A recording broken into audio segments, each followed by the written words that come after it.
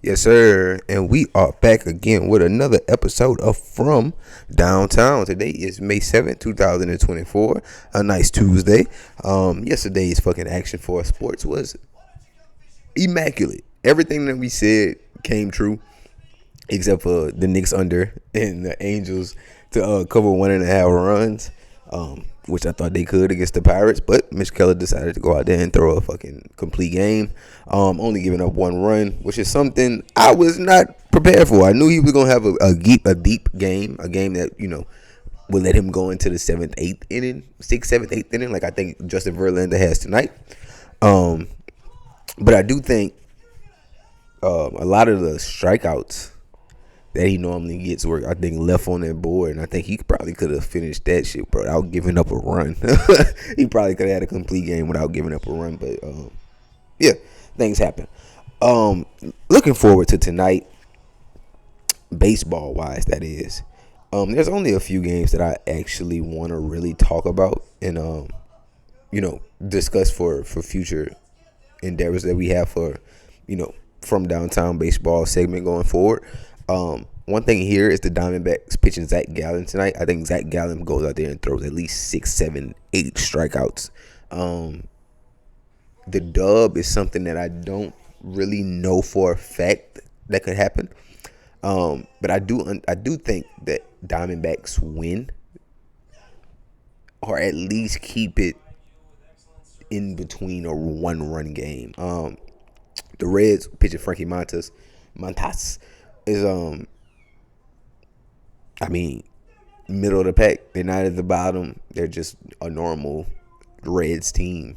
I think that Ellie, Spencer Steer, those type of guys, if they show up with a bat tonight, things could go wrong. But I mean, that's few and far in between. I think the Diamondbacks actually have the better roster, better chance, better bullpen for tonight, especially with, I think, Zach Gallen going at least 5 to 6 innings. It should be enough.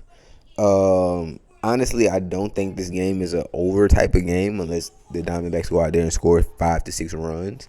I definitely see this one staying under 10 runs, under 9 runs, and it being a more of a pitching battle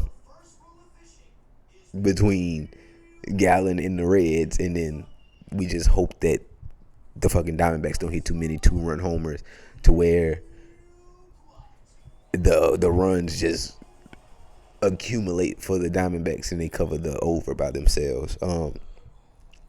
The next game that I really wanted to talk about was the Blue Jays at the Phillies. The Phillies are supposed to lose tonight. I don't know why. They must know something I don't know. Especially when I talk about the Blue Jays and Jose Berrios on the mound for them. Looking here, plus 1.5 is definitely a nice thing to take for the Phillies. You want to be safe. I think they win this damn game. I honestly don't think it's a close game. Blue Jays, you know what I think about the Blue Jays. The Blue Jays are one of the most talented rosters in MLB, but I also feel that same way about the Phillies. And when they put that shit together with Alec Bohm, Bryson Stott, Bryce Harper, Kyle Schwarber, JT Realmuto, Nicholas Castellanos, when that lineup gets to going, it gets to going. And I mean, that's something you can't stop. So, hopefully Sanchez keeps a lot of the runs from scoring tonight for the Blue Jays. Christopher Sanchez should be able to get you at least 3-4 strikeouts. But I do think that if anybody gets hit tonight, it's Jose Berrios. It's like I've seen the Blue Jays lineup go against terrible pitching and still put up 1 run or 2 runs in an inning. But I've definitely seen the Phillies offense feast when there's lackluster talent on the mound. Something they prepare for, I feel like, but I just don't. I don't think the Phillies lose the game tonight. And I'm a high on the Blue Jays every day, every damn day. I just don't see it tonight. I honestly don't. Next game is the Orioles at the Washington Nationals. Corbin Burns here, I have him for going crazy strikeouts, 6, 7, 8 strikeouts and above. against the Nationals. I do think the Nationals keep this game close. This team is not a slouch by no stretch of the word, but I do feel like the Orioles they spot enough runs early so that Corbin Burns can relax going through. It might be like 4-1 looking at the ending, or it may be like 4-2, something like that. I think that the Orioles do enough in the Nationals ballpark to be able to hit it out the park. Nationals ballpark is very pitcher friendly. You can give up a lot of deep fly balls, especially if you have fast outfielders like the Nationals do have. Outfielders that can cover range, not necessarily fast. The last game of the night that I want to talk about for baseball is the Astros at the Yankees. Astros are one of the worst teams in the AL right now. I think that they have to figure out ways to get their pitching rotation and their pitching. Yeah, they got to get the pitching down. Like, the bullpen is the starting five started off very, very terrible. I wish I could see the rankings of their top five of their five starters compared to the rest of the league's five stars. So I just think that tonight Justin Verlander goes out there and has a good game because it's the Yankees, of course, and I just feel like it's no in between with Justin Verlander. He's not going to have an all right game to where he gives up 1 or 2 runs. He's going to have either a great game where he gives up nothing, goes all the way 6th to 7th inning, or he's going to give up 4 to 5 runs in 2-3 innings, be pulled off the mound and get a no contest because you didn't pitch long enough. Honestly, I think all the bullshit I just said about the Astros being one of the worst teams, probably worse than the Athletics, which are in their division as well. I feel as if they are one of the best. Statistically, they are one of the best offensive teams in the MLB right now. I think they're like 4th in batting average, like maybe 8th or 9th in on base percentages. I think their slugging percentages are very high for the team. Like, I don't really know what's going on other than the pitching, and the pitching just has to get better for them to turn this shit around. But I don't want to see them selling too soon or before the deadline and giving up star players like Bregman. I think Bregman contract year. It might be Jeremy Pena's contract year. It's like, I don't want to see them going out there giving up, stars to be able to rebuild for the future, because baseball moves quick. It's no, you can sit here for 2 years and we'll just pay you for the next 2 years and then fuck no. Either Bregman getting a contract that's going to be long term with the Astros, or he's getting a contract somewhere else in which he can find somewhere long term to be. And we'll know that soon. But other than that, that's all I have today for baseball when it comes to From Downtown. But for a fact there is more sports getting played today, and another big one, because I'm not talking about hockey, because it looked like the Dallas Stars have been doing this shit that it's been needed anyway. I think that the NBA playoffs has been one of the best playoffs, best starting rounds of a playoff, this first opening rounds of a playoffs that we've ever seen. It's really up for grabs. I think the disparity between all the teams right now is definitely huge. It's here. It's like I feel like there's no more people at the top that can really. When I say at the top, I don't mean like, I don't know how to explain it. There's no super teams. It's no fucking LeBron making it through the East 10 years in a row. It's no Curry here right now. It's really an open postseason, and I feel like this is going to be the best postseason we get to watch, because it's legit open. Like, anything can happen, as we saw last night. And speaking of last night, the Knicks went up against the Pacers. That game definitely went over. Was not expecting that. I thought that the Knicks would be able to slow it down for as much as the game as they did. I just thought they could slow it down for the whole game. I think they slowed it down all the way to like 10 minutes left in the fourth quarter, and then I saw them take off.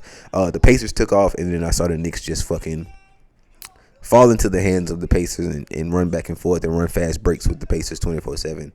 And I feel like it kind of messed them up. They still won, of course, but you can see like during the fourth quarter they started to give away leads. They were just moving too fast. The consistency in which the Pacers can score is very, very fried for teams like the Knicks, who depends on defending so well and just hoping that, not hoping, but defending well enough so that you do miss shots. You're not getting 120 points. You're not getting 130 points. You're not seeing that on this, on this team here. Moving forward, I would definitely be more prepared to push towards the overs now, because I see how the Pacers do it when the Pacers are down. When the Pacers are down, they're going to play their game. They're going to run. They're going to attack you, and they're going to run, and they're going to run, and they're going to run some more. The Knicks made a quick adjustment. They were able to get it back into like a 3-4 point game with like 5 minutes left, and then ended up winning when you get down to it. So I think that the Knicks are definitely a clutch team. They definitely could win this series, and I think that it could be a game. I mean, a game in 5. Like the Pacers didn't necessarily play their best game. I think Tyrese Halliburton only had like 6 points, 8 points, but it could be 1 in 5. I feel like if you allow Jalen Brunson to be able to do the things he was doing last night, and that defense is not nowhere close to what at least the 76ers defense was before this. So I feel like Jalen is going to have a stretch of 40-point games, even if they don't result in wins. I just feel like he's gonna keep putting up the numbers regardless of what happens.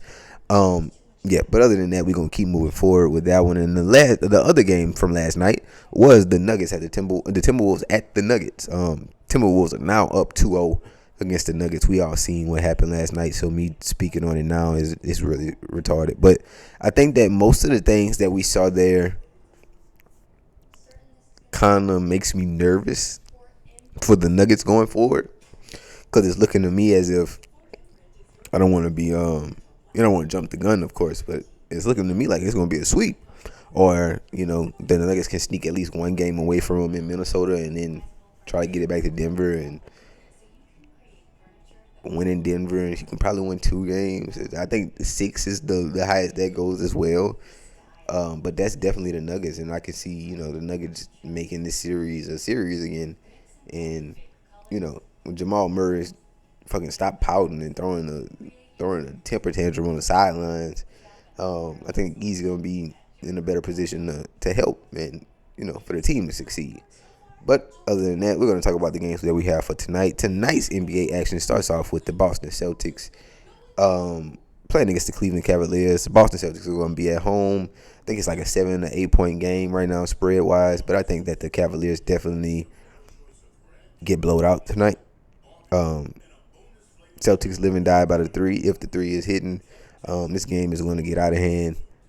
And I don't think fast, but I think it's going to be one of those ones where the third quarter shows you how this series could roll. Like, I feel like the Cavaliers come out of halftime just very stagnant, even against the Magic. They just come out very stagnant. I think some of their lowest quarters were third quarter. So, I mean, looking for second half to be better for the Cavaliers if you didn't want to win this game. But I do think that it's a blowout from the Celtics tonight, just because of that fact there. I feel like the Celtics had a little rest. They were able to be able to prepare for both teams. Cavs kind of went straight into it. I think from Sunday to now, Monday, Tuesday. Yeah, you get one day off, really. You played Sunday at 12, so you really get like a day and a half. But it's still crazy to think that you played Sunday and you have to play today against one of the best teams that fucking probably could run the fast break as efficient as you probably can when it comes to fast break points or fast break numbers, and living and dying by the 3 or whatever that is. Living and dying by the 3. They're definitely not dying by the 3, unless they just fucking keep deciding to shoot that motherfucker. But I do think they live by it, and they live by it tonight. I think we have a big game out of people like Jaylen Brown, Derek White. I don't see Jason Tatum going too crazy. I think he has like another one of those double-double, triple-double games that he starts his series off with. Like it's the filler games where he's doing everything around the court for every statistic, or to impact the game in every way. Yeah, but other than that, the last game for the night is the Dallas Maverick at the OKC Thunder. Honestly, this may be one of my favorite series to watch just because of its pure hoops. Like I don't think there's going to be any part of this series that we don't want to watch. Luka should be able to kill. Kyrie should be able to kill. I mean, Shea should be able to kill. I even think Jalen Williams has a chance to kill. Like Josh Giddey, if he decides to, be the triple double threat he is. Dog, this is going to be a fun series to watch. I just want to see what happens tonight. I don't really know what to say could happen tonight because of like the way I feel like these two teams are eerily similar, but they're kind of not. You got a two-headed monster on this side, and then you have like a one-headed monster, but the body is there. Like they are real. There's some real dragons around there. Like they get some shit done in OKC. Like it's not just the top two. But the Mavericks, you do rely on Kyrie and Luka to be 40, 35, 40, 50% of their scoring damn near every night. So thinking about that, I can see if any one of those two don't have a good game tonight, that Thunder actually could win this game. I'm not saying could, like they can't, but I mean like they can win this game if Luka doesn't have a good night or if Kyrie doesn't have a good night. But if Kyrie and Luka is both 25, 30 points, I don't see this game being close. Just from the mental aspect of you having to continuously guard Kyrie and Luka. And the last time they played, what, a week ago? 2 weeks ago? No, that's too long. I say about a week and a couple days, or a week, just a flat up. I'll give them 7 days ago. You played 7 days ago. And I know it was longer than that because I feel like the Pels weren't playing last week at all. But the Thunder have been sitting there, that's the fucking blessing of being a 1 seed and you get a sweep as well. But honestly, I don't think that rest matters for the Mavericks, especially when you have somebody like you have 2 stars like Luka and Kyrie. They just go off each other, so it doesn't matter. I think tonight the Mavericks keep it close if they don't win this game. Yeah, and it's going to be a fun game to watch. But other than that, that's all we have today for From Downtown. Tomorrow we will be back with another Smoke Break Wednesday. Probably talking about some more draft shit, NFL that is, as well as some spring football that we saw from a lot of colleges around the way. Get ready for that football season coming up, and also our conference outlook. But other than that, y'all have a great day. We will see you guys tomorrow.